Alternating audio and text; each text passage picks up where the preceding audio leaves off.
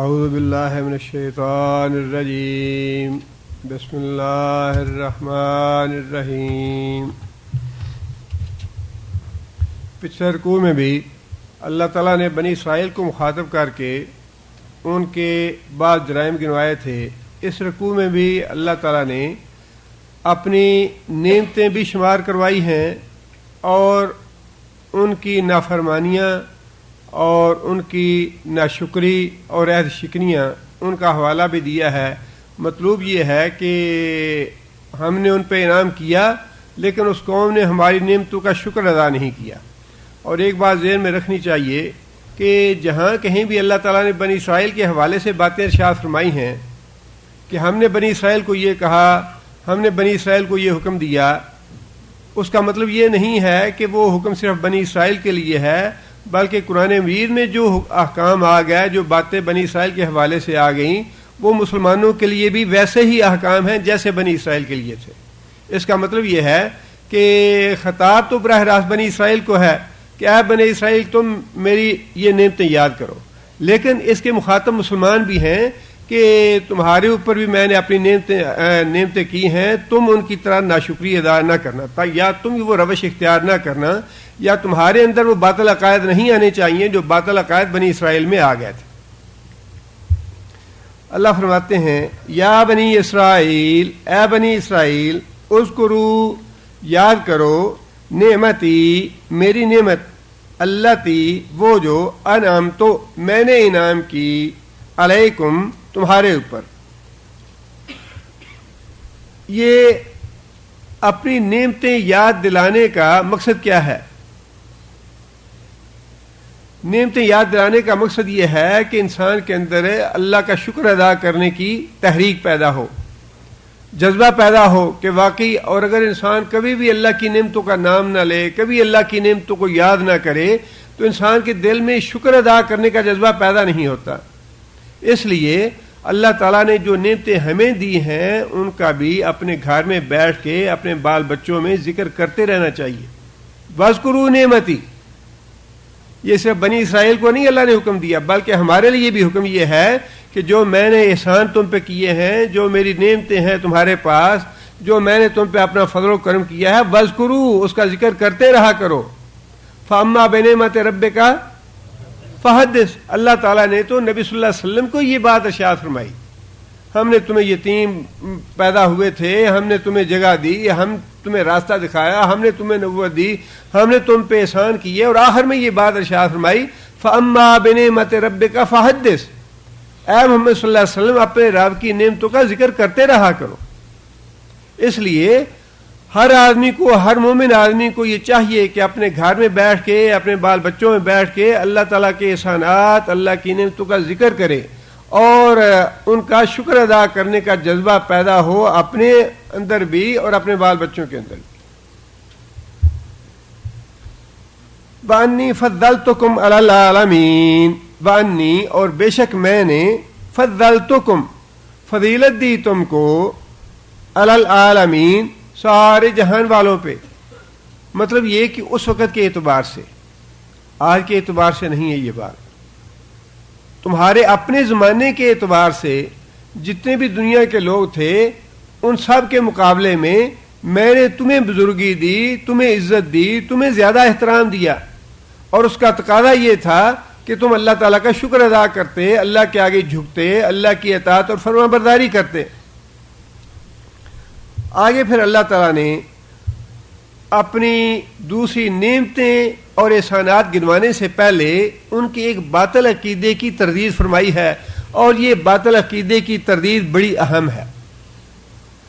باطل عقیدہ ان کے درمیان یہ پیدا ہو گیا تھا کہ ہماری نسل میں تو 4000 کم و بیش انبیاء پیدا ہوئے ہیں، ہم انبیاء کی نسل سے ہیں، ہمارا تعلق سادات سے ہے، نحن احباؤہ، ہم تو اللہ کے بڑے چہیتے ہیں، اور انبیاء اور ہمارے بزرگ اور اولیاء جو ہیں وہ قیامت کے دن ہمیں اللہ سے سفارش کر کے جہنم سے بچا لیں گے، اللہ سے چھڑا لیں گے۔ یہ عقیدہ یہودیوں میں اور عیسائیوں میں پیدا ہو گیا تھا کہ چونکہ ہم انبیاء کی نسل سے ہیں اور بہت سارے انبیاء ہماری بنو اسرائیل میں آئے ہیں، لہٰذا یہ ثبوت ہے اس بات کا کہ ہم اللہ کے بڑے چہیتے ہیں اور اللہ ہمیں سزا نہیں دے گا, اللہ ہمیں جہنم میں نہیں بھیجے گا, بلکہ ہمارے اولیاء اور ہمارے انبیاء اور ہمارے صلحاء جو ہیں وہ ہمیں اللہ کی پکڑ سے بچا لیں گے. اس کی اللہ تعالیٰ نے پہلے تو تردید فرما دی کہ اپنے دماغ سے یہ باطل عقیدہ نکال دو کہ ہمارا تعلق فلاں قبیلے سے ہے, فلاں سادات سے ہے, یا فلاں ولی صاحب کے ہم نے ہاتھ میں بیعت کی ہے, یا فلاں بزرگ ہیں وہ ہمیں ان کے ہاتھ میں اپنا ہاتھ دیا ہے, وہ ہمیں بچا لیں گے. فرمایا یہ باطل عقیدہ ہے, اپنے ذہن سے پہلے یہ بات نکالو. اللہ فرماتے ہیں واتقوا یومن, اور ڈرو, یومن اس روز سے, روز سے مراد قیامت کا دن, اور اس دن سے ڈرو لا تجزی نفس عن نفس شیئا. جزا کا معنی بدلہ دینا. کوئی نفس, کوئی جان, کوئی آدمی, کوئی ولی, کوئی نبی, کوئی بزرگ, کوئی صالح یا متقی آدمی یہ نہیں کہے گا اچھا یا اللہ فلانے کے گناہ تو میرے ساتھ ڈال دے, مجھے جہنم میں بھیج دے, اس کو جنت میں بھیج دے. لا تجزی, کوئی نفس جو ہے کسی دوسرے نفس کا بدلہ نہیں اٹھائے گا, کا بوجھ نہیں اٹھائے گا, کام نہیں آئے گا. لا تجزی نفس عن نفس شیئا, کوئی جان کسی دوسری جان کے کام نہیں آئے گی. اس جان میں اور محمد رسول اکرم صلی اللہ علیہ وسلم نے جتنا بھی کچھ ارشاد فرمایا ہے وہ ساری قرآن مجید کی تفسیر ہے. قرآن مجید کی آیات اور قرآن مجید کے احکام کے تابع ہیں نبی صلی اللہ علیہ وسلم کے ارشادات.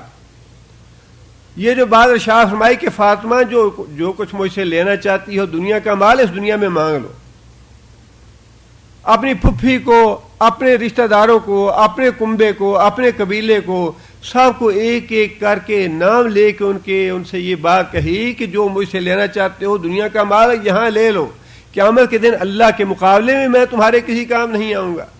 لا تجزی نفس عن نفس شیئا, کوئی آدمی, کوئی جان کسی دوسری جان کا بدلہ نہیں اٹھائے گی, کسی کے کام نہیں آئے گی. کوئی یہ نہیں کہے گا. جو مکہ کے مشرک تھے وہ یہ کہتے تھے کہ محمد صلی اللہ علیہ وسلم پہ ایمان نہ لاؤ, اور اگر تمہیں ڈر ہے کہ ایمان نہیں لاؤ گے ہم جہنم میں جائیں گے تو تمہارے گناہ قیامت کے روز ہم اپنے سر لے لیں گے. وہاں بھی اللہ نے یہی بات ارشاد فرمائی لا تجزی نفس عن نفس شیئا, کہ آگاہ رہو, خبردار رہو کہ کوئی جان کسی دوسرے جان کے کام نہیں آئے گی قیامت کے دن. آگے پھر اللہ تعالیٰ نے یہ جو عقیدہ ہے چونکہ یہ بڑا گمراہ کن ہے اور بڑے لوگ گمراہ اس زمانے میں بھی ہوئے, یہودیوں اور عیسائیوں میں بھی, رسول اللہ صلی اللہ علیہ وسلم کے زمانے میں بھی یہی عقیدہ تھا, اور آج بھی بڑی دنیا گمراہ ہے اس عقیدے کے پیچھے, بڑی دنیا گمراہ. یہ جتنے بھی کاروبار اور مزار اور خانقاہیں اور پیری مریدی جو کچھ بھی چل رہا ہے یہ کس لیے ہے؟ مال تو ہر ایک کو پیارا ہوتا ہے, 1 روپیہ نکالنا بھی بڑا مشکل ہوتا ہے. یہ ہزاروں اور لاکھوں جا کے نظریں نیازیں چڑھا دیتے ہیں, یہ کس لیے دیتے ہیں؟ اس لیے اللہ تعالیٰ نے مال ایک لفظ سے وضاحت نہیں فرمائی یا تردید نہیں فرمائی, آگے مزید کھول کے بات ارشاد فرمائی. آگے اللہ فرماتے ہیں ولا یقبل منہا شفاعۃ, ولا یقبل, اور نہیں قبول کی جائے گی, منہا اس نفس سے, شفاعت, شفاعت سفارش, اور کسی کی سفارش قبول نہیں کی جائے گی. کسی کو میں نے سفارش کرنے کا اختیار نہیں دیا. یہ بالکل اب وہی بات ہے, عقیدہ صاف کریں. عقیدہ اگر صاف ہوگا تو انشاءاللہ اللہ تعالیٰ کی رحمت سے بخشش کی امید ہے. عقیدے میں آمیزش ہوئی تو بیڑا غرق ہو جائے. عقیدے میں آمیزش اللہ کو گوارا نہیں. فرمایا کہ میں نے کسی کو سفارش کرنے کا اختیار بھی نہیں دیا. اس بھول میں نہ رہنا کہ کوئی اپنے آپ سفارش کر کے مجھ سے بخشوا لے گا. بلا یقبل, اور نہیں قبول کی جائے گی, منہا اس جان سے, شفاعت کوئی سفارش, ولا یؤخذ منہا عدل, اور نہ ہی کسی جان سے کسی دوسرے کو چھڑانے کے لیے فدیہ لیا جائے گا کہ ہاں جناب اتنا مال لے لیں, اتنا سونا لے لیں, اتنا چاندی لے لیں, اور ہمارے قیدی کو چھوڑ دیں. ولا ہم ینصرون، اور نہ ہی وہ مدد کیے جائیں گے. کوئی اللہ کی بارگاہ میں اللہ سے زیادہ طاقت والا نہیں ہے کہ زبردستی پکڑ کے لے جائے کہ نہیں میں تو چھڑا کے لے جاتا ہوں اللہ سے. یہ جتنی بھی صورتیں ہو سکتی ہیں کسی قیدی کو چھڑانے کی، کسی مجرم کو چھڑانے کی، اللہ نے ساری پہلے تو یہ فرما دیا کہ کوئی کسی کے کام نہیں آئے گا. اس کے بعد اللہ نے جتنی بھی صورتیں ہو سکتی تھیں وہ ساری کی ساری علیحدہ علیحدہ گنوا دیں. شفاعت سفارش میں قبول کا اختیار کسی کو نہیں دیا. قل للہ الشفاعۃ جمیعا. قرآن مجید کی بڑی واضح آیت ہے. قرآن مجید کا ایک ایک لفظ جو ہے وہ اس طرح پکا اور سچا ہے کہ وہ انشاءاللہ قیامت کے دن ہماری آنکھوں کے سامنے پورا ہوگا. للہ الشفاعۃ جمیعا. شفاعت ساری کی ساری اللہ کے اختیار میں ہے، اللہ کے ہاتھ میں ہے. ابراہیم علیہ السلام ابو الانبیاء ہیں اور قیامت کے دن سفارش کریں گے اپنے باپ کے لیے. یا اللہ تو نے وعدہ فرمایا تھا کہ میں تجھے قیامت کے دن رسوا نہیں کروں گا. اور ابراہیم علیہ السلام نے یہ دعا بھی مانگی تھی، رب لا تخزنی یوم القیامہ، کہ یا اللہ قیامت کے روز مجھے رسوا نہ کرنا. اللہ نے وعدہ فرمایا کہ ابراہیم تجھے رسوا نہیں کروں گا. قیامت کے دن حضرت ابراہیم اسی بات کا حوالہ دے کہ اللہ سے عرض کریں گے یا اللہ اس سے بڑی میری رسوائی اور کیا ہے کہ میرا باپ ساری دنیا کے سامنے جہنم میں جا رہا ہے، اسے معاف فرما دے.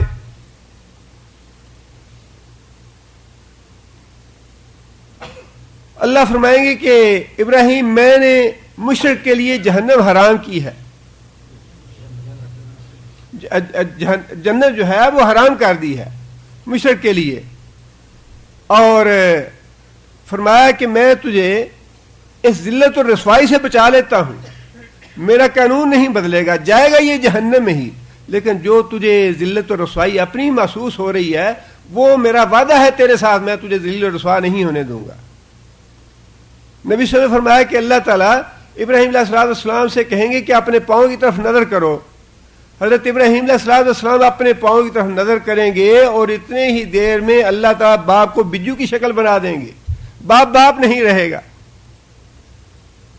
کسی کو یہ پتہ نہیں ہوگا کہ یہ ابراہیم کا باپ ہے، اور اس کو بجو کی شکل دے کے، جانور کی شکل دے کے جہنم میں ڈال دیا جائے گا. اللہ کا قانون پورا ہو کے رہے گا.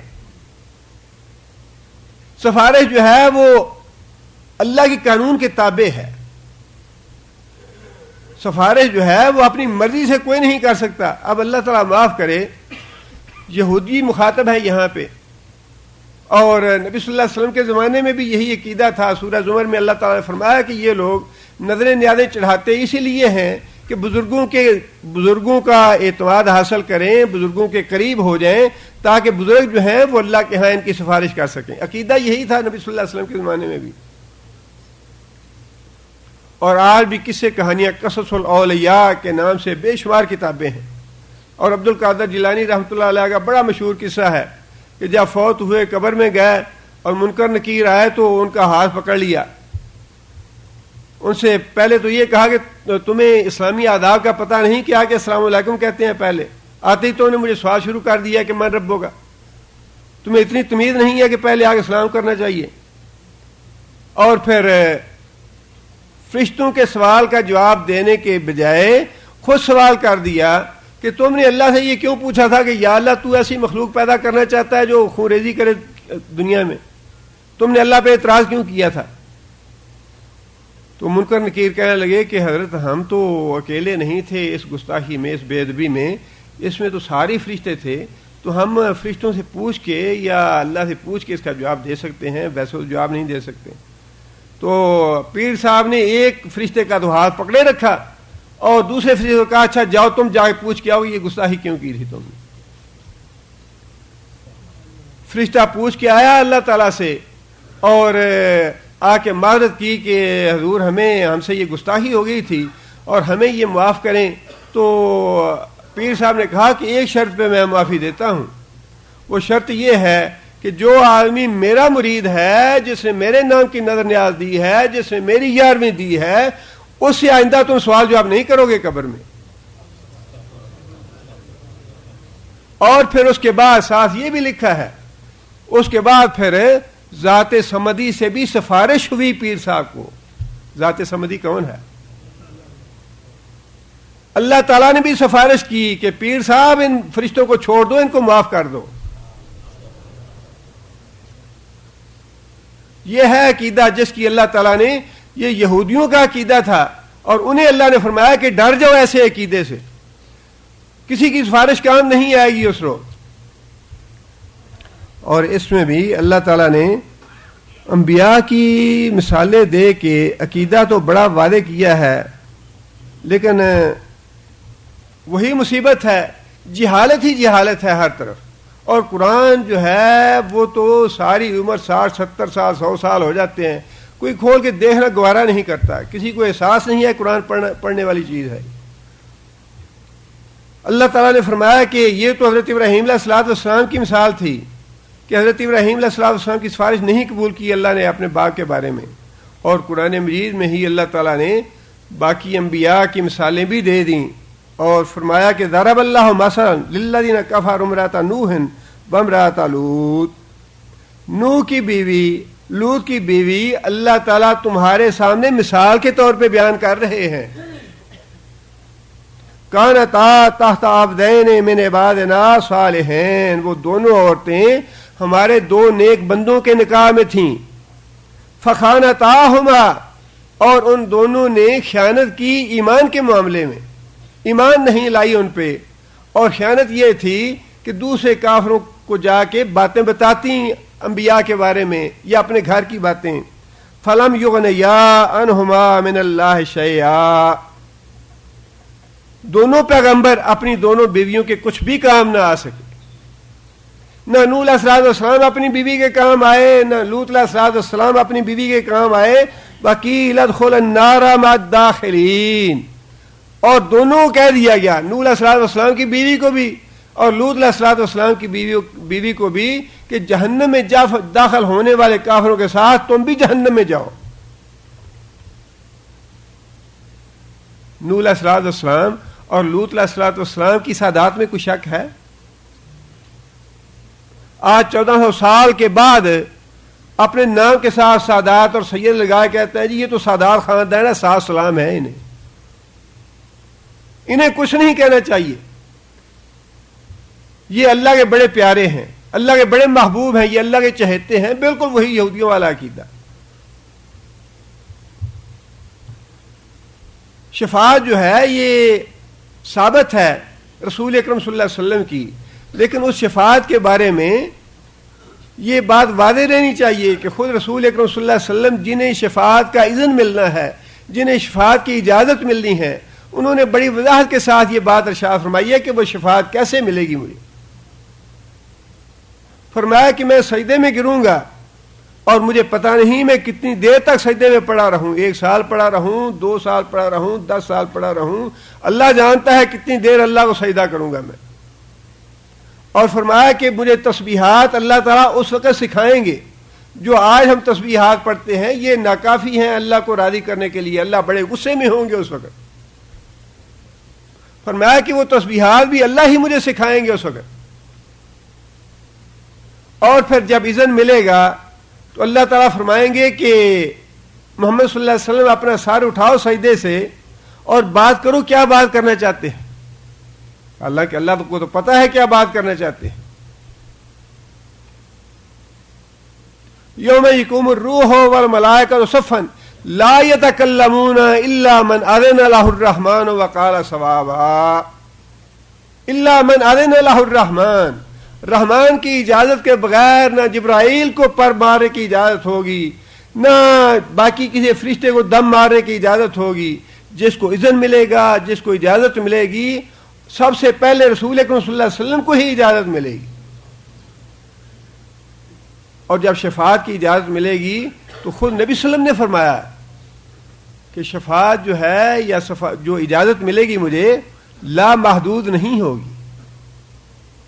شفاعت لا محدود نہیں ہوگی کہ جاؤ محمد صلی اللہ علیہ وسلم جتنے مرضی بندے نکال لو.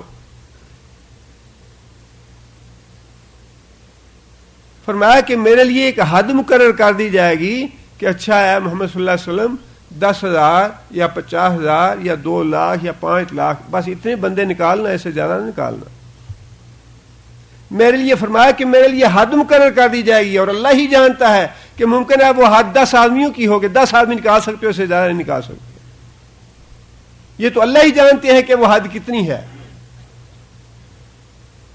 اور پھر نبی صلی اللہ علیہ وسلم نے فرمایا کہ میں دوبارہ سجدے میں گروں گا، پھر اجازت ملے گی، اور پھر یہی بات ہوگی کیا محمد صلی اللہ علیہ وسلم سارے اٹھاؤ، بات کہو کیا کہنا چاہتے ہو. نبی صلی اللہ علیہ وسلم سفارش کریں گے، پھر اللہ فرمائیں گے کہ ٹھیک ہے میں تمہارے لیے حد مقرر کرتا ہوں، اتنے آدمیوں کو نکال سکتے ہو، اس سے زیادہ نہیں نکال سکتے.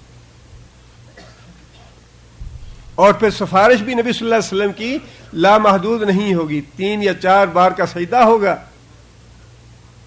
اس کے بعد نبی صلی اللہ علیہ وسلم سفارش کرنا چاہیں گے، اللہ فرمائے کہ نہیں اب اجازت نہیں ہے، اب اجازت نہیں ہے، اب جس کو نکالنا ہے میں خود نکال لوں گا.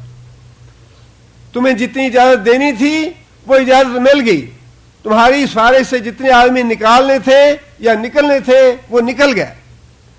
کل للہ شفاعت و جمیعہ، سفارش ساری کی ساری میرے ہاتھ میں ہے، جسے چاہوں گا دوں گا، جتنی چاہوں گا دوں گا. فرمایا کہ اس غلط فہمی میں نہ رہنا کہ کوئی اپنے آپ سفارش کر کے بخشوا لے گا. فرمایا کہ ڈرو اس دن سے جس دن کوئی جان کسی دوسری جان کے کام نہیں آئے گی، کوئی جان کسی دوسری کے لیے سفارش نہیں کر سکے گی. ہم تو روزانہ آیت الکرسی پڑھتے ہیں، صبح کے وقت بھی، دن کے رات کے وقت بھی، اور اس کی فضیلت کس وجہ سے ہے؟ بڑی فضیلت ہے آیت الکرسی کی. فرمایا کہ جو آدمی ہر نماز کے بعد آیت الکرسی پڑھے، سوائے موت کے جنت میں جانے میں کوئی چیز اس کے حائل نہیں ہے، کوئی رکاوٹ نہیں ہے، یعنی مرتے ہی جنت میں جائے گا وہ. کیوں اس کی اتنی فضیلت ہے؟ من ذا الذی یشفع عندہ الا باذنہ، آیت الکرسی کے الفاظ ہیں نا. من ذا الذی، کون ہے ساری کائنات میں اللہ کے مقابلے والا؟ یشفع عندہ، جو اس کے حضور جا کے سفارش کرے، الا مگر، باذنہ ہی، اس کے اذن سے. اللہ کے اذن کے بغیر کسی کو سفارش کرنے کی اجازت نہیں ہوگی. اور اس باطل عقیدے کی تردید اللہ تعالیٰ نے جا بجا فرمائی. آیت الکرسی کی آیت شروع ہونے سے پہلے بھی یا ایھا الذین آمنوا اتقوا اللہ یوم لا بیع فیہ ولا خلۃ ولا شفاعۃ، اس دن سے ڈرو جس دن کوئی خرید و فروخت نہ ہو سکے گی، کوئی دوستی کام نہیں آئے گی، اور کوئی سفارش کام نہیں آئے گی. نہ دوستی کام آئے گی، نہ مکمکا کام آئے گا، نہ سفارش کام آئے گی. اللہ تعالیٰ نے یہ آیتیں ارشاد فرما کے مکمل طور پہ اس بات کی تردید کر دی ہے کہ میں نے اپنے اختیارات میں سے کسی دوسرے کو اختیار کوئی نہیں دیا. یہ جو ہم کہتے ہیں نا جی نہیں جی اختیار تو اللہ کے پاس ہی ہیں، یہ تو ہم بھی مانتے ہیں اللہ ایک ہے، سارے اختیارات کا مالک ہے وہی، لیکن وہ اپنے اختیارات میں سے بزرگوں کو دیتا ہے. یہ دیتا ہے والی بات جو ہے یہ قرآن سے ثابت نہیں ہوتی. یا تو قرآن سے ثابت کریں کہ اللہ دیتا ہے. قرآن سے تو بات یہ ثابت ہوتی ہے کہ لوط علیہ السلام کے گھر آدمی آ گئے فرشتے خوبصورت شکل بن کے، اور لوط علیہ السلام کہتے ہیں کہ یا اللہ کوئی مجھے پناہ کی جگہ دے دے.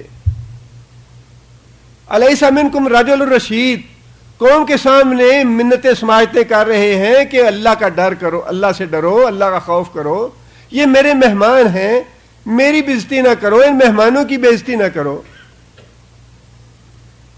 الیس منکم رجل رشید، کوئی نیک آدمی نہیں ہے تمہارے اندر، کوئی خدا خوفی کرنے والا نہیں ہے. اگر وہ اختیار اللہ نے دے رکھے ہیں بزرگوں کو تو وہ اختیار کیوں نہیں استعمال کیے لوط علیہ السلام نے؟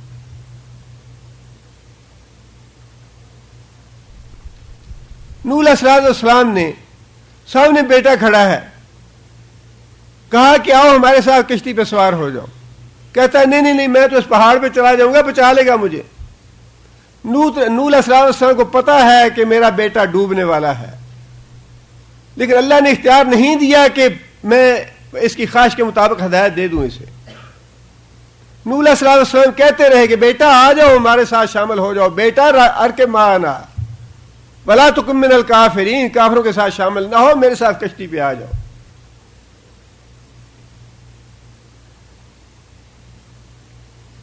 قرآن مجید جو ہے وہ اس بات کی نفی کرتا ہے کہ اللہ تعالیٰ نے اپنے اختیارات میں سے کسی کو اختیار دیے ہیں۔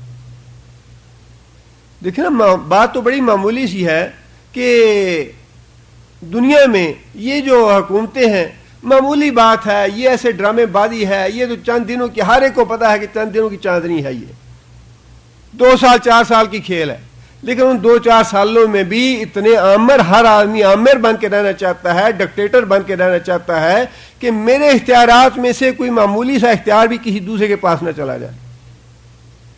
اختیارات میں جھگڑا رہتا ہے، نہیں یہ میرا اختیار ہے، نہیں یہ میرا اختیار ہے، نہیں یہ میرا اختیار ہے۔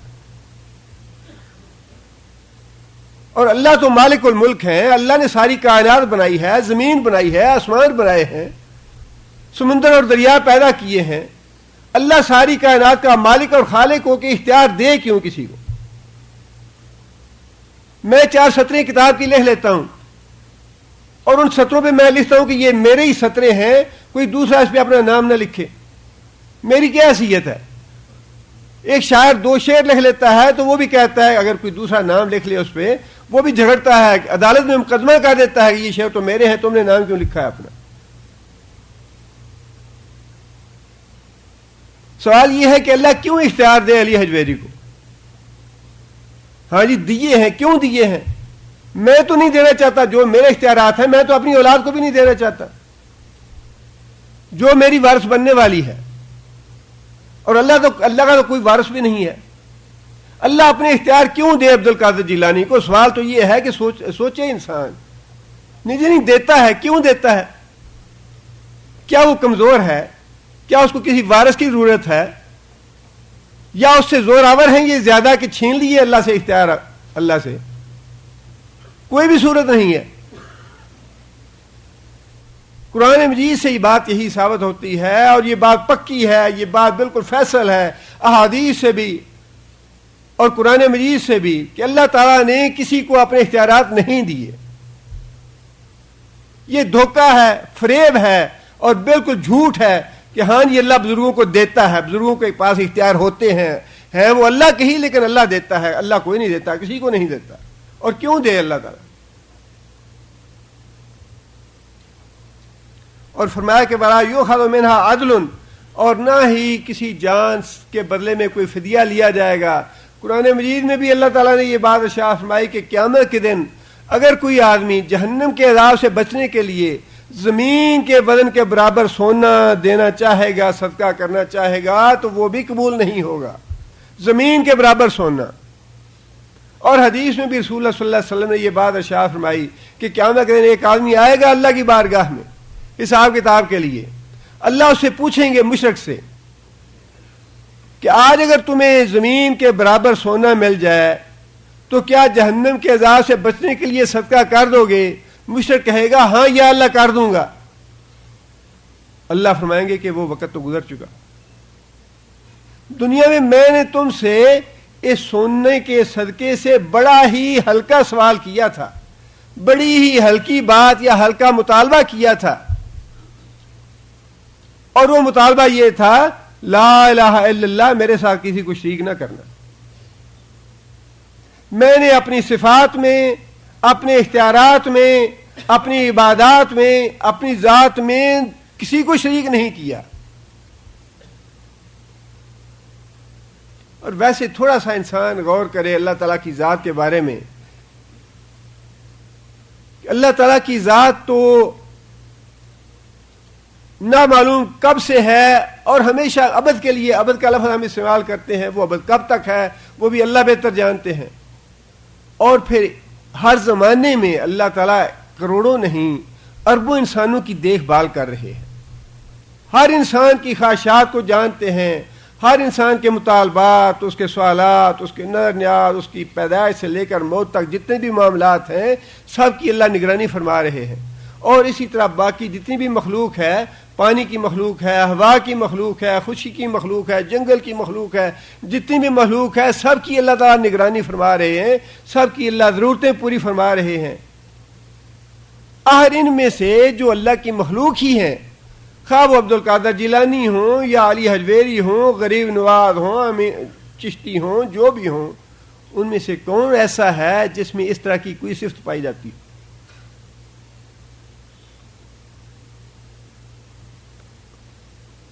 اللہ نے نبی صلی اللہ علیہ وسلم نے فرمایا کہ اللہ فرمائیں گے دنیا میں نے تو اسے بڑا آسان سا مطالبہ کیا تھا، اور وہ مطالبہ جو ہے وہ زمین کے سونے کے وزن سے زیادہ قیمتی مطالبہ تھا۔ آج تم سے زمین کے برابر سونا بھی نہیں لیا جائے گا، دنیا میں تم سے وہ معمولی بات کا اقرار جو ہے وہ بھی قابل قبول تھا، لا الہ الا اللہ، میرے ساتھ کسی کو شریک نہ کرنا۔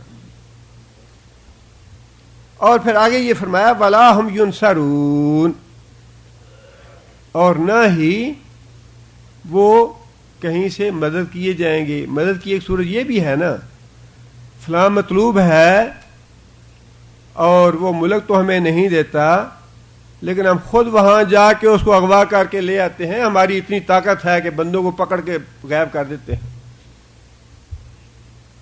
وَلَا هُمْ يُنصَرُونَ، فرمایا کہ میری بارگاہ سے یا میری عدالت سے یا میرے حشر سے کوئی کسی کو غائب نہیں کر سکے گا۔ پکڑ کے بندہ غائب کر دیا، نہیں جی اس کو جہنم میں نہیں ڈالنے دینا، یہ تو ہمارا بندہ ہے۔ مما خطیاتہم اغرقوا وادخلوا نارا فلم یجدوا لہم من دون اللہ انصارا۔ اللہ فرماتے ہیں کہ قوم نوح کو ہم نے پانی میں غرق کیا، طوفان میں، اور اس کے بعد اس کو آگ میں داخل کر دیا۔ فلم یجدوا لہم من دون اللہ انصارا، لیکن کوئی بھی چھڑانے والا نہیں تھا اللہ سے انہیں۔ ساری قوموں پہ عذاب آئے، کس قوم کو چھڑا لیا؟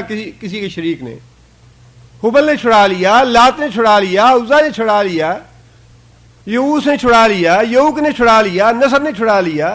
یہ سارے الہ تھے، معبود تھے، شریک تھے اللہ کے۔ کس نے چھڑا لیا؟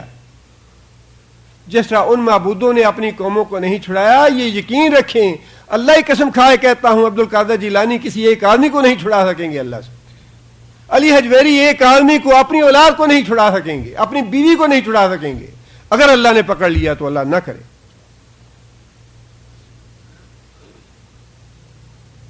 پیغمبر نہیں چھڑا سکیں گے، اپنے بیٹے کو، اپنے باپ کو، اپنے بیویوں کو نہیں چھڑا سکیں گے۔ وَلَا هُمْ يُنصَرُونَ، اور نہ ہی کہیں سے انہیں مدد ملے گی، کوئی دوسرا ان کی مدد نہیں کرے گا قیامت کے دن، اللہ سے زور آور کوئی نہیں ہے۔ ذو القوۃ المتین، متین جو ہے وہ صرف اللہ کی ذات ہے۔ آگے پھر اللہ تعالیٰ نے یہ باطل عقیدہ اللہ تعالیٰ نے دور کرنے کے بعد آگے اللہ تعالیٰ نے اپنے پھر احسانات اور اپنی نعمتیں جتلائیں، جس کا ذکر اللہ تعالیٰ نے شروع میں فرمایا کہ اذکروا نعمتی، میری نعمتیں یاد کرو۔ اللہ فرماتے ہیں وَإِذْ نَجَّيْنَاكُمْ مِنْ آلِ فِرْعَوْنَ، یاد کرو وہ میری نعمت، نجینا، ہم نے نجات دی، تم کو، من آل فرعون، آل فرعون سے، یسومونکم، پہنچاتے تھے تم کو، سوء العذاب، بہت ہی برا عذاب۔ اور وہ عذاب کیا تھا؟ یذبحون، ذبح کرتے تھے، ابناءکم، تمہارے بیٹوں کو۔ کس کے بیٹوں کو؟ بنی اسرائیل کے بیٹوں کو۔ اس کا پس منظر یہ ہے کہ قبطی اور بنی اسرائیل دو قومیں تھیں۔ قبطی قوم جو ہے اسی سے فرعون تھا، یا آل فرعون کہہ لیجیے انہیں، اور دوسری قوم بنی اسرائیل تھی جس کو انہوں نے اپنا غلام بنا کے رکھا ہوا تھا۔ بادشاہ کو یہ خواب آیا کہ بیت المقدس سے ایک آگ نکلی ہے، اور اس آگ نے پورے مصر میں جتنے بھی قبطی ہیں ان کو اپنے گھیرے میں لے لیا ہے۔ جب بادشاہ نے اس خواب کی تعبیر پوچھی تو لوگوں نے تعبیر یہ بتائی کہ بنی اسرائیل میں سے کوئی ایسا آدمی پیدا ہوگا جو قبطی قوم پہ غالب آ جائے گا اور تمہاری حکومت چھین لے گا۔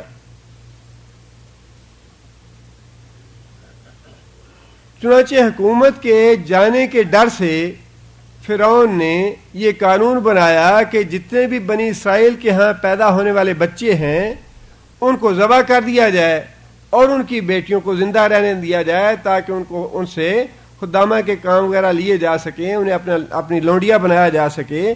اللہ فرماتے ہیں کہ وفی ذالکم, اور اس قانون میں بلاؤن بڑی آزمائش تھی, من ربکم تمہارے رب کی طرف سے, عظیم بہت بڑی آزمائش تھی اس قانون میں یا فرعون کے اس فیصلے میں تمہارے لیے, بنی اسرائیل کے لیے بہت بڑی آزمائش تھی. آزمائش وہ ہوتی ہے جس میں انسان کا ایمان جو ہے نا اس کو ٹھوک بجا کے دیکھا جاتا ہے کہ اس کا ایمان کچا ہے یا پکا ہے, اپنا ایمان کا بیڑا غرق کرتا ہے یا اپنے ایمان پہ جمع رہتا ہے, اپنے ایمان پہ قائم رہتا ہے. آزمائش تو آئی, کافروں نے اور مشرکوں نے یا اللہ کے دشمنوں نے بہت سخت ابتلا اور آزمائش میں ڈال دیا قوم کو, بنی اسرائیل کو. لیکن اللہ تعالیٰ دیکھنا چاہتے تھے کہ یہ جو اپنے آپ کو انبیاء کی قوم کہتے ہیں, انبیاء کی نسل سے کہتے ہیں, اللہ کو چہیتا کہتے ہیں, یہ فی الواقعی اللہ سے کتنی محبت کرتے ہیں, کتنا اللہ پہ ایمان ہے ان کا کہ اس آزمائش سے اللہ ہمیں نجات دلائے گا. ایمان یہ ہونا چاہیے کہ آزمائش آئی ہے اللہ کی طرف سے آئی ہے اور اللہ تعالیٰ پوری طرح قادر ہے اس آزمائش سے نجات دینے میں.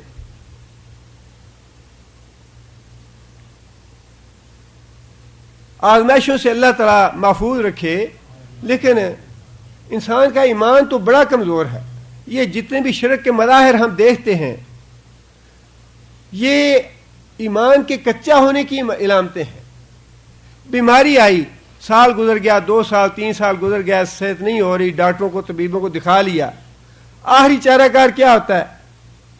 اچھا جی فلاں جو مزار ہے اس کی مٹی لائے کھاؤ یا اس پہ چڑھاوا چڑھاؤ, یا فلاں صاحب بڑے کرنے والے ہیں, فلاں خانقاہ سے شفا ملتی ہے. اولاد نہیں ہو رہی, اب یہ ہے تو آزمائش, 5 سال 6 سال گزر گئے, اولاد نہیں ہو رہی, علاج بڑے کر لیے, ڈاکٹروں حکیموں کو دکھا لیا. یہ آزمائش ہے ایمان کی کہ ایمان تو یہ ہے اولاد دینے والا نہ دینے والا اللہ, لیکن کچا ایمان یہ ہے, ضعف ایمان یہ ہے کہ انسان فوراً اس وقت یہ سوچنا شروع کر دے اچھا یہ فلاں جو ٹیری والے ہیں وہ بھی اولاد دیتے ہیں, فلاں جگہ جا کے یہ چڑھاوا چڑھائیں تو اولاد ملتی ہے.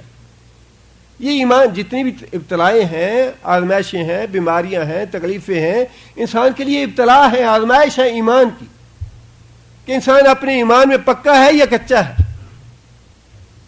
یہی بات اللہ نے فرمائی کہ اس آزمائش میں بہت بڑا امتحان تھا بنی اسرائیل کے لیے. کیا اللہ پہ ایمان ہے ان کا کہ اللہ تعالیٰ ہمیں اس آزمائش سے نجات دلائے گا, یا وہ اپنا ایمان تباہ کر لیتے ہیں. آگے پھر اللہ فرماتے ہیں وَإِذْ فَرَقْنَا بِكُمُ الْبَحْرَ, اور وہ وقت بھی یاد کرو, اذ جب کہ فرقنا فرق کر دیا, پھاڑ دیا, ہم نے بکم تمہاری خاطر, بحرا سمندر کو. جب موسیٰ علیہ السلام بنی اسرائیل کو مصر سے لے کے نکلے تو آگے سمندر تھا. اب سمندر پہ کھڑے ہو کے سوچنا شروع کر دیا کہ اب ہمارا راستہ تو سمندر نے روک لیا ہے اور پیچھے فرعون کا لشکر آ رہا ہے, ہم تو پکڑے جائیں گے. قوم مضطرب ہو گئی, قوم بے چین ہو گئی. قوم نے پھر وہی جرا فضا شروع کر دی کہ موسیٰ ہم مروا دیا تم نے. لیکن انبیاء جو ہیں ان کا ایمان تو بڑا پکا ہوتا ہے, اللہ کے ساتھ بڑا گہرا تعلق ہوتا ہے. جس طرح رسول اللہ صلی اللہ علیہ وسلم نے فرمایا کہ لا تحزن ان اللہ معنا, حضرت ابوبکر نے کہا کہ یا رسول اللہ بندے تو پہنچ گیا غار کے اوپر. اس وقت بھی نبی صلی اللہ علیہ وسلم نے فرمایا کہ لا تحزن, فکر کی بات نہیں ہے, اللہ کے حکم سے نکلے ہیں, اللہ حفاظت کرنے والا ہے, اللہ ہمارے ساتھ ہے. قوم نے چیخنا چلانا شروع کر دیا کہ وہ تو آ گیا پکڑنے کے لیے, ہم تو گرفتار ہو جائیں گے. موسیٰ علیہ السلام نے فرمایا کہ کلا ان معی ربی سیہدین, ہرگز نہیں پکڑے جائیں گے. معی ربی, میرا رب میرے ساتھ ہے, سیہدین, وہ میرے لیے ضرور راستہ نکالے گا. ان کے آنے سے پہلے پہلے ہمیں بچنے کی کوئی نہ کوئی اللہ سبیل بنا دے گا. یہ ہے ایمان. اتنا پکا ایمان ہونا چاہیے. سارے راستے بند ہو جائیں انسان کے, آگے سمندر ہو, پیچھے پولیس ہو گرفتار کرنے کے لیے, تب بھی ایمان یہ ہو کہ نہیں اللہ ہمیں اب بھی بچائے گا. اتنا پکا ایمان ہونا چاہیے. اللہ تعالیٰ نے اس احسان کا پھر ذکر فرمایا, نعمت کا ذکر فرمایا. فرقنا بکم البحر, ہم نے سمندر کو پھاڑ دیا. فانجیناکم, اور ہم نے تم کو نجات دی, بنی اسرائیل کو. واغرقنا, اور غرق کر دیا ہم نے آل فرعون, آل فرعون کو, فرعون اس کے سارے لاؤ لشکر کو اسی سمندر میں غرق کر دیا. 12 قبیلے تھے اور ٹھاٹھے مارتا سمندر تھا. اور اللہ تعالیٰ نے جس طرح پہاڑ رکا ہوتا ہے بالکل اسی طرح پانی کی لہروں کو رکنے کا حکم دے دیا, اور پانی کی ٹھاٹھیں جو تھیں وہ اس طرح دیواروں کی شکل میں کھڑی ہو گئیں. یہ اللہ کا معجزہ تھا پیغمبر کے لیے. اور بنی اسرائیل جو ہیں بڑے سکون کے ساتھ, بڑے آرام کے ساتھ سمندر کے اندر سے گزر گئے.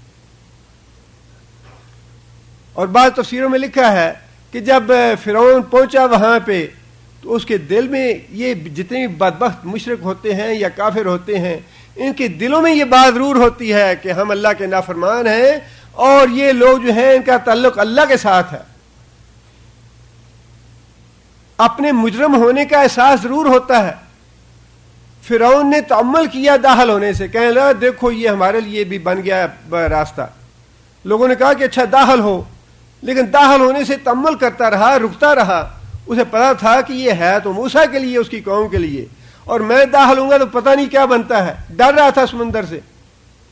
تو مفسرین نے لکھا ہے کہ جبرائیل نے اس کے گھوڑے کی لگام پکڑ کے آگے کھینچ کے اس کو آگے کیا, اور تب اس کے پیچھے لشکر جو ہے وہ داخل ہوا. کہ آپ کہاں جاتے ہو؟ جب اللہ کی پکڑ آ جاتی ہے تو اللہ کے لیے تو 100 راستے ہیں. اللہ تو ہر چیز پہ قادر ہے. جبریل نے زبردستی پکڑ کے اندر گھسیڑ دیا, سارا لاؤ لشکر اندر چلا گیا. اور اللہ فرماتے ہیں اغرقنا, ہم نے غرق کر دیا آل فرعون کو. وانتم تنظرون, اور اللہ نے فرمایا بنی اسرائیل کو, اور یہ سارا معاملہ تمہاری آنکھوں کے سامنے ہوا, تم لوگ دیکھ رہے تھے اس وقت. اتنے تم نافرمان ہو, اتنے تم ناشکرے ہو, اتنے میں نے تم پہ احسانات کیے ہیں, لیکن تم نے میرا شکر ادا نہیں کیا. یہ ساری اللہ تعالیٰ اپنی نعمتیں گنوا رہے ہیں. آگے اللہ فرماتے ہیں وَإِذْ وَعَدْنَا مُوسَىٰ, اور جب ہم نے وعدہ لیا موسیٰ علیہ السلام سے. یہ ایک اور اللہ کا انعام اور اللہ کا احسان ہے. 40 لیلۃ, 40 راتوں کا, کہ 40 راتوں کے لیے کوہ طور پہ آ کے عبادت کرو.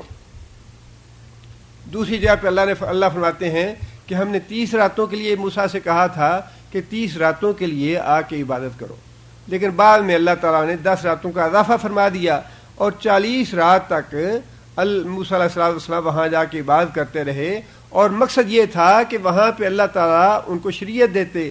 پہلی دفعہ جب کوہ طور پہ گئے تھے تو نبوت ملی. اب یہ دوسرا موقع ہے جب موسیٰ علیہ السلام وہاں پہ تشریف لے گئے 40 راتوں کے وعدے پہ کہ 40 راتیں عبادت کریں گے, اور وہاں پہ اللہ تعالیٰ شریعت عطا کریں گے انہیں. ثم اتخذتم العجل من بعدہ, اللہ فرماتے ہیں کہ موسیٰ علیہ السلام تو قوم سے الگ ہو کے کوہ طور پہ آ گئے 40 دنوں کے لیے. بعد میں اس مشرک قوم نے عجل کہتے ہیں بچڑے کو اپنا معبود بنا لیا. جتنے بھی واقعات یا احسانات اللہ نے یہاں ذکر فرمائے ہیں, آگے جا کے قرآن میں تفصیلی یہ واقعات بیان ہوئے ہیں.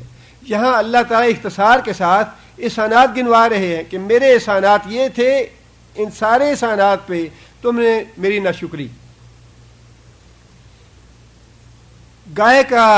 گائے اور بیل, اس کو آج بھی ہندو لوگ جو ہیں اس کی بات اور پوجا کرتے ہیں, اور یہ کوئی نئی بات نہیں ہے. مصر میں گائے اور بیل کی اسی طرح پوجا ہوتی تھی, مقدس سمجھتے تھے جس طرح آج ہندو سمجھتے ہیں.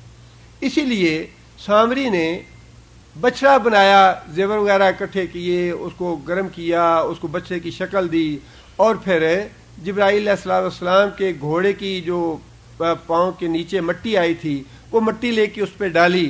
اب چونکہ انہوں نے ایک اپنے اسی شرک کا راستہ اختیار کیا, اب اس میں ایسی اس نے شکل بنائی ہے اس کی، ایسی جگہ پہ سوراخ رکھے کہ جب ہوا چلتی تو اس سے آواز آتی تھی. اب اس کو دیکھ کے تو لوگوں نے، اس نے کہا کہ یہ ہمارا معبود ہے، اور لوگوں نے اس کی پرستش شروع کر دی. اللہ تعالیٰ نے اس کا حوالہ یہاں دیا ہے کہ جب موسیٰ علیہ السلام کو ہم نے کوہ طور پہ 40 راتوں کے لیے بلایا، ثم اتخذتم العجل من بعدہ، تو تم نے اس کے بعد بچڑے کی پوجا کرنی شروع کر دی. وانتم ظالمون، اور تم بڑے ظالم تھے، اپنے آپ پہ بھی ظلم کیا اور اللہ تعالیٰ کا حق بھی مارا. حق اللہ کا ہے بندگی کرنی، پوجا کرنی، پرستش کرنی، اور پھر اپنا حق یہ مارا کہ اللہ کی بندگی کر کے، اللہ کی عبادت کر کے اللہ نے وعدہ فرمایا کہ تمہارا حق یہ ہے تمہیں جنت میں بھیجوں گا. انسان جنت سے محروم ہو کے اپنے آپ پہ ظلم کرتا ہے، لہذا فرمایا کہ انتم ظالمون، تم ظلم کرنے والے تھے. آگے اللہ فرماتے ہیں ثم عفونا عنکم من بعد ذالک، ثم پھر عفونا ہم نے معاف کر دیا، عنکم تم سے، یعنی تم سے یہ گناہ بھی ہم نے معاف کر دیا، من بعد ذالک اس کے بعد، لعلکم تشکرون تاکہ تم میرے شکر گزار بنو. اتنا بڑا گناہ تم نے کیا تھا شرک کا، اور اس کے بعد اللہ تعالیٰ نے توبہ کی شکل بتائی اس کی کہ توبہ تمہاری اس طرح قبول ہوگی کہ جن لوگوں نے بچڑے کی پوجا نہیں کی وہ ان لوگوں کو قتل کریں جنہوں نے بچڑے کی پوجا کی ہے. جنہوں نے بچڑے کی پوجا کی ہے انہیں قتل کریں، وہ لوگ جنہوں نے بچڑے کی پوجا نہیں کی، تب تمہارا یہ گناہ معاف ہوگا. اب آپ انداز لگائیں کہ اللہ تعالیٰ کا کتنا احسان ہے امت محمدیہ پہ کہ ایک انسان ساری زندگی شرک کرتا رہے تو صرف اللہ کے حضور توبہ کر دے، استغفر اللہ کہہ دے، آئندہ سے تائب ہو جائے، اپنے اس شرک پہ نادم ہو تو اللہ معاف کر دیں گے، قتل کی ضرورت نہیں ہے. بنی اسرائیل کا شرک تب معاف ہوا جب شرک کرنے والوں کو نہ کرنے والوں نے قتل کیا، اور اللہ نے خود مطالبہ کیا اس بات کا. اگلی آیت میں آتی ہے یہ بات، اللہ فرماتے ہیں وَإِذْ آتَيْنَا مُوسَى الْكِتَابَ وَإِذْ آتَيْنَا، اور جب ہم نے دی موسیٰ الکتاب، موسیٰ کو کتاب، والفرقان، اور فرقان. فرقان سے مراد معجزہ بھی ہو سکتا ہے اور حکمت بھی ہو سکتی ہے اور خود تورات بھی ہو سکتی ہے، تینوں چیزیں فرقان. فرقان کا مطلب یہ ہے کہ حق اور باطل میں فرق کرنے والی چیز. اللہ کی کتاب جو ہے وہ بھی حق اور باطل میں فرق کرنے والی چیز ہے، اور جو حکمت نبی کو دی جاتی ہے وہ بھی حق اور باطل کو میں فرق کرنے والی ہے، اور جو معجزات دیے جاتے ہیں نبی کو وہ بھی حق اور باطل میں فرق کرنے والے ہیں. لہذا اس سے تینوں چیزیں مراد ہو سکتی ہیں. لعلکم تہتدون، تاکہ تم ہدایت پا سکو. آگے اللہ فرماتے ہیں وَإِذْ قَالَ مُوسَىٰ لِقَوْمِهِ، اور جب کہا موسیٰ نے لِقَوْمِهِ اپنی قوم سے، یا قومی اے میری قوم، انکم ظلمتم بے شک تم نے ظلم کیا، انفسکم اپنی جانوں پر، باتخاذکم العجل بچھڑے کو معبود بنا کے، باتخاذکم تم نے پکڑا، اجلا بچھڑے کو اپنا معبود، فتوبو اور توبہ کرو، الی بارئکم اپنے باری تعالیٰ کے حضور. باری کا معنی ایک ہے لفظ خالق، خالق پیدا کرنے والا، لیکن خالق کا لفظ جو ہے وہ ہر چیز کی پیدائش کے لیے استعمال ہوتا ہے. آسمان کو پیدا کرنے والا خالق اللہ، زمین کو پیدا کرنے والا خالق اللہ، پہاڑوں کو، سمندروں کو، جنگلوں کو، درختوں کو، ہر چیز کے لیے خالق کا لفظ استعمال ہوتا ہے. لیکن باری کا لفظ جو ہے وہ صرف روح کے لیے پیدا ہوتا ہے. روح پیدا کرنے والی ذات جو ہے اس کو باری کہتے ہیں. باری کا لفظ جو ہے یہ خاص طور پہ روح کے لیے استعمال ہوتا ہے کہ تمہاری روح کو پیدا کرنے والی ذات اللہ تعالیٰ ہے. اپنی روح کو پیدا کرنے والی جو ذات ہے اس کے حضور توبہ کرو. اور توبہ کا طریقہ کیا ہے؟ فَاقْتُلُوا أَنفُسَكُمْ، فَاقْتُلُوا پس قتل کرو، انفسکم اپنی جانوں کو، اپنے کنبے اور قبیلے کے ان لوگوں کو جنہوں نے بچھڑے کی پوجا کی. ذالکم خیر لکم، یہ طریقہ تمہارے لیے بہتر ہے، عند بارئکم تمہارے رب کے نزدیک. فتاب علیکم تم نے یہ طریقہ اختیار کر لیا تو اللہ تعالیٰ نے تمہاری توبہ قبول فرما لی. فتاب علیکم, اللہ نے تمہاری توبہ قبول فرما لی, اللہ تمہارے اوپر پلٹ آیا رحم کے ساتھ, نظر کرم کے ساتھ. انہو, بے شک وہ, هو التواب الرحیم, بڑا توبہ قبول کرنے والا, بڑا مہربان ہے. رسول اکرم صلی اللہ علیہ وسلم کی امت پہ ہمارے اوپر اللہ تعالیٰ نے بے شمار سہولتیں, ربنا لا تحملنا ما لا طاقت لنا بہ, وہ یا اللہ بوجھ تو ہم پہ نہ ڈال جو ہم اٹھا نہ سکیں, یا وہ بوجھ بھی اللہ فرماتے ہیں میں نے تم پہ نہیں ڈالے جو پہلی امتوں پہ تھی. پہلی امتوں پہ طہارت جو ہے وہ اللہ کے فضل و کرم سے, ہماری امت کے لیے طہارت یہ ہے کہ ہم کہیں پہ گندگی لگ جائے پانی سے دھو لیں تو وہ جسم پاک ہو جاتا ہے. پہلی امتوں کے لیے حکم یہ تھا کہ اگر کہیں گندگی جسم پہ لگ گئی ہے تو جسم کو اس وقت تک کھرچتے رہیں, اس کو رگڑتے اور ملتے رہیں جب تک خون نہیں نکل آتا, تب وہ جگہ پاک ہوتی ہے. اگر کپڑے پہ غلاظت لگ گئی ہے تو کپڑا دھونا نہیں تھا بلکہ کپڑے کو کاٹنا تھا, یہ کپڑا ناپاک ہو گیا, اس کو کاٹ دو, استعمال نہیں کر سکتے. اور یہ بھی اللہ کا احسان, پہلی امتوں پہ یہ بھی بات تھی کہ اگر کوئی گناہ کرتا تھا تو اس کے چہرے پہ یا اس کے گھر پہ یہ لکھ دیا جاتا تھا کہ یہ گناہ گار ہے یا اس نے یہ جرم کیا ہے, اس کا گناہ دنیا میں ظاہر کر دیا جاتا تھا. لیکن اللہ تعالیٰ نے امت محمدیہ کے لیے یہ رکھا ہے کہ اس کے اللہ تعالیٰ نے اس کو پردے میں رکھے ہیں سارے گناہ, بڑے انعام کیے ہیں اللہ تعالیٰ نے. اسی طرح توبہ کا دروازہ جو ہے آخر تک اللہ نے کھلا رکھا ہے, اور صرف زبانی جو اقرار ہے اپنے گناہوں سے توبہ کا, ندامت کا, آئندہ اس گناہ کے قریب نہ جانے کا, اللہ تعالیٰ اسی پہ ساری زندگی گناہ معاف فرما دیتے ہیں. بنی اسرائیل کو اللہ نے حکم دیا کہ جن لوگوں نے شرک نہیں کیا وہ قتل کریں ان لوگوں کو جنہوں نے شرک کیا ہے, تب تمہارا گناہ معاف ہوگا. اللہ فرماتے ہیں کہ انہوں نے قتل کیا, فتاب علیکم, اللہ تعالیٰ ان پہ پلٹ آیا, ان کی توبہ قبول فرما لی, اور بے شک وہ توبہ قبول کرنے والا مہربان ہے.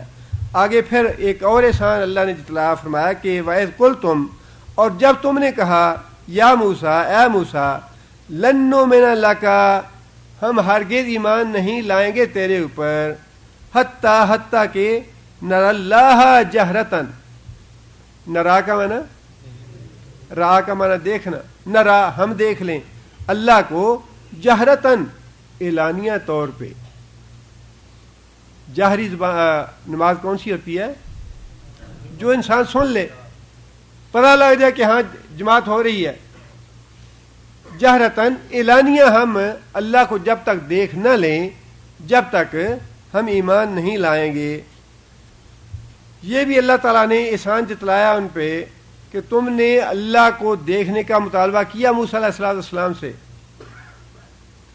اور اس کے بارے میں بھی مفسرین نے لکھا ہے کہ جب موسیٰ علیہ السلام شریعت مل گئی, تختیاں مل گئی موسیٰ علیہ السلام کو تورات کی, تو لے کے گئے موسیٰ علیہ السلام, جا کے قوم کو بتایا کہ میں اللہ تعالیٰ نے مجھ سے براہ راست کلام کی ہے. قوم نے کہا کہ موسیٰ یہ تو تم دعویٰ کر رہے ہو, دیکھیں کتنی ضدی اور کتنی نافرمان اور سرکش قوم ہے, یہ اب بھی سرکش قوم ہے. دنیا میں سب سے زیادہ سرکش اور سب سے زیادہ بدبخت اور سب سے زیادہ خبیث قوم یہودی قوم. موسیٰ علیہ السلام سے کہنے لگے کہ موسیٰ تم کہتے ہو کہ مجھ سے اللہ نے کلام کیا, ہم کیسے یہ تم پہ یقین کر لیں کہ واقعی اللہ تم سے کلام کرتا ہے. موسیٰ علیہ السلام نے کہا کہ اچھا تم سے آدمی کچھ میرے ساتھ چلو, وہاں کوہ طور پہ چلتے ہیں, اور میں تمہارے سامنے اللہ سے کلام کروں گا اور تم سن لینا. چنانچہ موسیٰ علیہ السلام 70 آدمیوں کو لے کے کوہ طور پہ گئے, اور وہاں جا کے ان کے سامنے اللہ تعالیٰ سے کلام کی.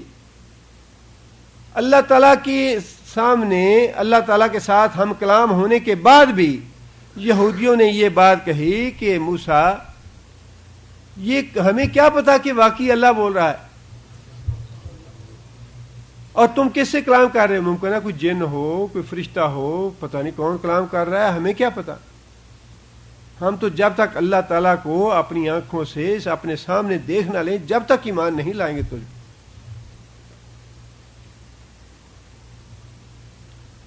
اب یہ چیز مطالبہ ایسا تھا جو مطالبہ ممکن نہیں تھا. اللہ تعالیٰ کو کوئی دیکھ نہیں سکتا ان آنکھوں کے ساتھ. کوئی بھی نبی جو ہے وہ بھی دیکھ نہیں سکتا. موسیٰ علیہ السلام نے الگ مطالبہ کیا تو موسیٰ علیہ السلام بھی جو اللہ تعالیٰ نے تجلی پہاڑ پہ ڈالی اسی کے دوران دیکھ تو نہیں پائے لیکن بے ہوش ہو کے گر پڑے. اور رسول اکرم صلی اللہ علیہ وسلم کے بارے میں بھی حضرت عائشہ رضی اللہ تعالیٰ کا بڑا واضح یہ فرمان ہے کہ جو آدمی یہ سمجھتا ہے یا کہتا ہے کہ نبی صلی اللہ علیہ وسلم نے معراج کے موقع پہ اللہ تعالیٰ کو دیکھا تھا وہ جھوٹ بولتا ہے. نبی صلی اللہ علیہ وسلم کی کلام ہوئی ہے اللہ تعالیٰ کے ساتھ معراج کے موقع پہ پردے میں, لیکن نبی صلی اللہ علیہ وسلم نے بھی دیکھا نہیں, اس لیے کہ یہ دنیا کی آنکھیں جو ہیں یہ اللہ تعالیٰ کے نور کو برداشت کر نہیں سکتی. نہ نبی کی کر سکتی ہیں نہ کسی اور انسان کی کر سکتی ہیں. اور پھر دوسری بات یہ ہے کہ اللہ تعالیٰ کی زیارت جو ہے یہ تو جنت کی نعمتوں میں سے ایک نعمت ہے. جنت کی نعمتوں میں سے ایک نعمت ہے جو اہل جنت کو جنت میں اللہ تعالیٰ مہیا فرمائیں گے. جنت میں زیارت ہوگی اللہ تعالیٰ کی, لیکن یہ جنت کی نعمت ہے, دنیا کی نعمت نہیں ہے. یہ بنی اسرائیل نے مطالبہ کیا کہ ہم تو اللہ کو جب تک دیکھ نہ لیں, اور پھر یہ کہا کہ اللہ جس طرح تمہیں کہتا ہے کہ تم میرے نبی ہو یہ تورات ہے, اسی طرح اللہ ہمیں بھی یہ کہے کہ یہ موسیٰ جو ہے اس کو میں نبی بنا کے بھیج رہا ہوں, اس پہ ایمان لاؤ. جب تک ہم ایمان نہیں لائیں گے, اللہ فرماتے ہیں فَأَخَذَتْكُمُ الصَّاعِقَةُ فَأَخَذَتْ پکڑ لیا تم کو صاعقہ صاعقہ نے, بجلی کی جو کڑک ہوتی ہے شدید دھماکے کی آواز اس کو صاعقہ کہتے ہیں. شدید کڑک نے تم کو آ لیا وَأَنْتُمْ تَنْظُرُونَ اور تم اس وقت دیکھ رہے تھے, تمہاری آنکھوں کے سامنے یہ بات ہوئی. دھماکہ آنے کے بعد ان سارے لوگوں کی موت واقع ہو گئی, سارے کے سارے مر گئے. جتنے بھی آدمی تھے مطالبہ کرنے والے کہ ہم اللہ کو دیکھنا چاہتے ہیں, ایک دھماکہ ہوا اور اس دھماکے کے نتیجے میں سارے کے سارے مر گئے سوائے موسیٰ علیہ السلام کے, اس لیے کہ موسیٰ علیہ السلام تو اللہ کے رسول تھے. آمن رسول بما انزل الی ربہ, وہ ایمان جو ہے موسیٰ علیہ السلام تو خود ایمان لائے ہوئے تھے. موسیٰ علیہ السلام اس مطالبے میں شریک نہیں تھے. اس مطالبے میں جو شریک تھے 70 آدمی, وہ سارے کے سارے اللہ کے امر سے اور اس بجلی کی کڑک کی وجہ سے سارے کے سارے مر گئے. اب موسیٰ علیہ السلام کو پھر پریشانی لاحق ہوئی. موسیٰ علیہ السلام پھر اللہ کے آگے رونا دھونا شروع کر دیا کہ یا اللہ یہ امت تو پہلے ہی مجھ پہ ایمان لانے کے لیے تیار نہیں ہے, اب یہ بندے میرے ساتھ آئے تھے اس لیے کہ مشاہدہ کر لیں اور اس کے بعد ایمان لے آئیں, جا کے اپنی قوم کو بتائیں اور وہ قوم بھی ایمان لے آئے. اب یہ تو میرے لیے میں قوم میں واپس جاؤں گا تو ایک اور مسئلہ میرے لیے کھڑا ہو جائے گا کہ اس نے جا کے ان کو خود پتہ نہیں مار دیا ہے, کیا کیا ان کے ساتھ. اور دعا کی اللہ سے کہ یا اللہ ہم میں سے کچھ بیوقوفوں نے جو حرکت کی ہے, یا اللہ تو اس وجہ سے ہم پہ یہ پکڑ تیری آ گئی ہے. اللہ تعالیٰ سے درخواست کی, اللہ تعالیٰ سے دعا مانگی کہ یا اللہ اس سے تو میرے لیے اور بھی مشکل پیدا ہو جائے گی. چنانچہ موسیٰ علیہ السلام کی دعا کے نتیجے میں اللہ تعالیٰ نے ان مردوں کو دوبارہ زندہ کر دیا موسیٰ علیہ السلام کے سامنے. یہ بھی احسان اللہ نے اطلاع کہ یہ دیکھو یہ بھی میں نے تم پہ احسان کیا کہ دنیا میں اس طرح اللہ تعالیٰ مارنے کے بعد دوبارہ کسی کو موقع نہیں دیتے, مہلت نہیں دیتے. تمہیں اللہ نے یہ مہلت دی کہ اللہ نے تمہیں ایک دفعہ ختم کر دیا, موت تم پہ وارد کر دی, اور وارد کرنے کے بعد اللہ نے دوبارہ تمہیں زندگی دی. اللہ فرماتے ہیں ثم باسناکم, ثم پھر باسنا ہم نے اٹھا کھڑا کیا کم تم کو من بعد موتکم تمہاری موت کے بعد, لعلکم تشکرون تاکہ تم شکر گزار بنو. پہلے بھی اللہ نے یہ بات ارشاد فرمائی سارے احسانات گنوانے کے بعد, لعلکم تشکرون تاکہ تم شکر گزار بنو. یہاں بھی اللہ نے پھر وہی بات ارشاد فرمائی کہ میں نے تمہیں ساری یہ فضیلتیں اور نعمتیں دی تھیں اور اس لیے دی تھیں کہ تم میرے شکر گزار بنو. اور جب انسان اللہ کی نعمتوں کا احساس نہیں کرتا، اعتراف نہیں کرتا، اللہ کی نعمتوں کو یاد نہیں کرتا، اللہ کی نعمتوں کا شکر ادا نہیں کرتا، تو اللہ فرماتے ہیں کہ ہم ساری نعمتیں چھین لیتے ہیں. لَئِن شَكَرْتُمْ لَأَزِيدَنَّكُمْ، اگر میرا شکر ادا کرو گے. اور یہ جو آیت ہے یہ دنیا کے معاملے میں ہے کہ اگر تم میرا شکر ادا کرو گے تو دنیا میں اپنی نعمتوں میں اور بھی اضافہ کر دوں گا. وَلَئِن كَفَرْتُمْ، اور اگر نہ شکری کرو گے، ان عذابی لشدید، تو پھر میری پکڑ بڑی سخت ہے، میں اپنی ساری نعمتیں ایک ایک کر کے چھین لیتا ہوں. آگے اللہ فرماتے ہیں وَذَلَّلْنَا، ایک اور احسان اللہ تعالیٰ نے جتلایا. وَذَلَّلْنَا، اور سایہ کیا ہم نے، علیکم تمہارے اوپر، الغمام، بادل کا. یہ اس وقت کا ذکر ہے کہ جب موسیٰ علیہ السلام بنی اسرائیل کو لے کے سمندر پار کر کے صحرائے سینا میں پہنچے، وہاں پہ اللہ تعالیٰ نے حکم دیا کہ اب تم بیت المقدس جو ہے اس میں داخل ہوگے، لیکن داخل ہونے کے لیے تمہیں جہاد کرنا پڑے گا. مفسرین نے دو جگہ کا نام لیا ہے، ایک تو شام کا نام لیا ہے اور ایک فلسطین بیت المقدس کا نام لیا ہے. بہرحال جو اصل بات بتلانے والی ہے وہ یہ ہے کہ جب جہاد کا نام آیا تو وہ بزدل قوم جو عرصے سے غلام بنی ہوئی تھی قبطیوں کی، انہوں نے موسیٰ علیہ السلام کو جواب یہ دیا فَاذْهَبْ أَنْتَ وَرَبُّكَ، تو اور تیرا رب جا کے جہاد کرو. فَقَاتِلَا، جا کے تم جہاد کرو، تو بھی جہاد کر، تیرا رب بھی جا کے جہاد کرے. اِنَّا ہَاهُنَا قَاعِدُونَ، ہم تو یہاں بیٹھے ہیں. اتنی بزدل قوم اور اتنی خبیث قوم اور اتنی ملعون قوم اور مغضوب قوم کہ اتنی شرم اور حیا نہیں آئی کہ پیغمبر سے یہ کہہ رہے ہیں کہ اے پیغمبر تو اور تیرا رب جا کے جہاد کرو، ہم نہیں جہاد کر سکتے. یہی تو بات تھی جو حضرت صاحب نے کہی تھی نبی صلی اللہ علیہ وسلم کو مدینے میں، جب نبی صلی اللہ علیہ وسلم نے جنگ بدر سے پہلے صحابہ کرام سے رائے لی کہ بتاؤ تمہاری کیا رائے ہے. تو اپنی قوم کے سردار تھے، انہوں نے کہا کہ یا رسول اللہ، ہم بنی اسرائیل کے لوگ نہیں ہیں، آپ یہ نہ سمجھیں کہ ہم بنی اسرائیل ہیں جو آپ سے یہ کہیں گے فَاذْهَبْ أَنْتَ وَرَبُّكَ وَقَاتِلَا إِنَّا هَاهُنَا قَاعِدُونَ. یا رسول اللہ، ہم تو ہتھیاروں کی اولاد ہیں، آپ ہمیں جہاں حکم دیں گے جانے کا، آپ ہمیں سمندر میں کودنے کا حکم دیں گے، سمندر میں کود جائیں گے. آپ ہمیں یمن کے آخر تک جانے کا حکم دیں گے، وہاں تک پہنچ جائیں گے. یمن جو ہے اس وقت اس سپر پاور جو ایران تھا اس کی مملکت تھی، جس کا مطلب یہ تھا کہ وقت کی جو سپر پاور ہے اس سے ٹکر کھانے کی اگر آپ حکم دیں گے اس سے ٹکرا جائیں گے. اور اگر آپ ہمارے مالوں سے لینا چاہتے ہیں تو ہمارے مالوں سے جو آپ لینا چاہتے ہیں وہ لیں، جو چھوڑنا چاہتے ہیں وہ چھوڑیں. ہماری اولادوں سے جو لینا چاہتے ہیں وہ لیں، جو چھوڑنا چاہتے ہیں وہ چھوڑیں. اور اللہ کی قسم ہم اپنے آپ کی حفاظت اس طرح کریں گے جس طرح اپنے مال اور اولاد کی کرتے ہیں. صحابہ کے بڑے احسان ہیں امت محمدیہ میں. جتنی قربانی صحابہ کرام نے دی ہے، صحابہ کرام کے لیے بڑا عزت اور بڑا احترام ہونا چاہیے.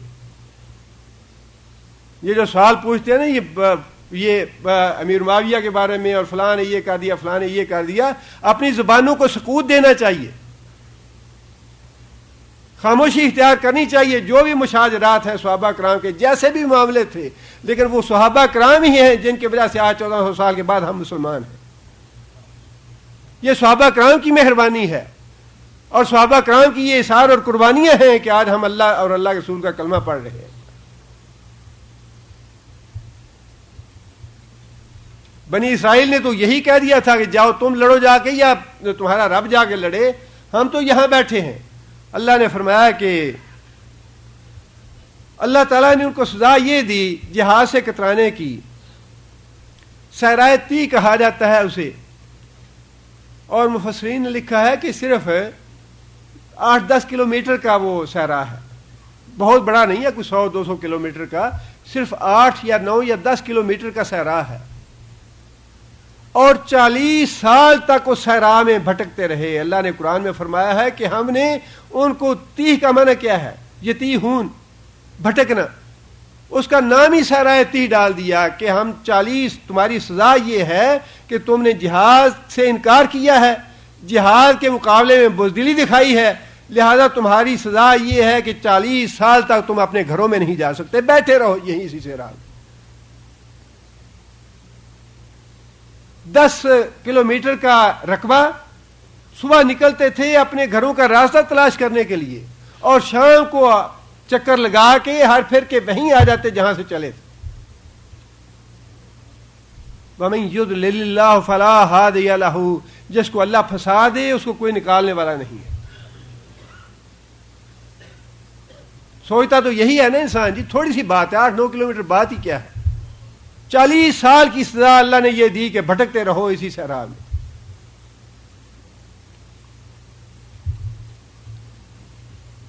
اور اس صحرا میں بھی پھر اللہ تعالیٰ نے بڑے احسان کیے ان پہ.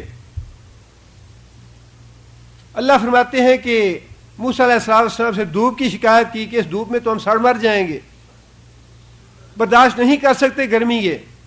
اللہ فرماتے ہیں ظللنا، سایہ کیا ہم نے، علیکم تمہارے اوپر، الغمام، بادلوں کا.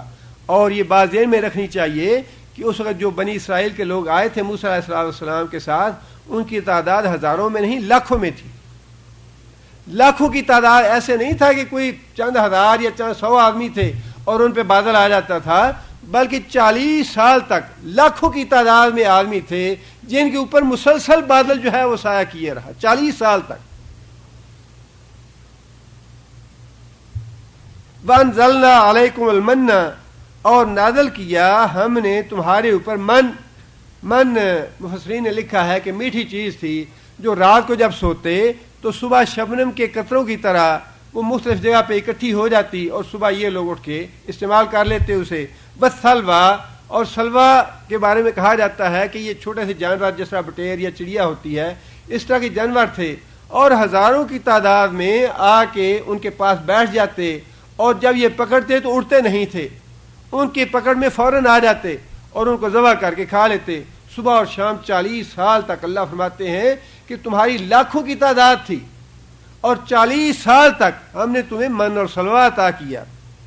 اور ہم نے کہا کلو، کھاؤ، من طیبات، پاکیزہ چیزوں سے، ما رزقناکم، جو ہم نے تم کو رزق دیا، وما ظلمونا، اور نہیں ہم نے ظلم کیا، ولیکن کانوا، اور لیکن تھے، انفسہم یظلمون، اپنی جانوں پہ وہ ظلم کرنے والے. انہوں نے اپنے آپ پہ خود ظلم کیا، ہم نے ظلم نہیں کیا. اس سے جو بڑی اہم بات معلوم ہوتی ہے وہ یہ ہے کہ جتنی بھی ہم پہ تکلیفیں اور مصیبتیں آتی ہیں یہ کیوں آتی ہیں؟ اپنے ظلم کی وجہ سے. یہ ہمارے گناہوں کی شامت اعمال ہے جو ہم کہتے ہیں نا جی، ٹینشن ہے، تکلیف ہے، بلڈ پریشر ہے، بیماریاں ہیں، اولاد برباد ہو گئی، اور کاروبار ڈوب گیا، یہ نقصان ہو گیا، فلاں نقصان ہو گیا، فلاں تکلیف آ گئی، فلاں آزمائش ہو گئی. ہم سمجھتے نہیں ہیں، لیکن حقیقت یہ ہے کہ اللہ نے یہ بات ارشاد فرمائی ہے کہ ظلم تم خود اپنے آپ پہ کرتے ہو، میں ظلم نہیں کرتا. اللہ تو فرماتے ہیں کہ میں تمہیں سزا دے کے یا پکڑ کے کیوں دوں گا اگر تم مجھ پہ ایمان لے آؤ اور شکر گزار بن کے رہو. ایمان لے آؤ، شکر گزار بنو، تو مجھے کیا ضرورت ہے کہ میں تمہیں سزا دوں؟ جس کا مطلب یہ ہے کہ یہ سزا جو ہمیں ملتی ہے اس دنیا میں، جتنی بھی تکلیفیں، پریشانیاں، دکھ اور آتا ہے، آزمائشیں وغیرہ، یہ ساری ہماری اپنی کرتوتوں کا نتیجہ ہے، ہمارے اپنی بدعمالیاں ہیں، ہمارے اپنے گناہ ہیں یہ. اور یہی بات اللہ تعالیٰ نے بنی اسرائیل کے بارے میں ارشاد فرمائی کہ میں نے ظلم نہیں کیا ان پہ. انہوں نے خود شکنیاں کی، انہوں نے خود نافرمانی کی، خود انہوں نے سرکشی کی، خود انہوں نے بزدلی دکھائی جہاد کے معاملے میں، لہذا ان کو یہ سزا ملی.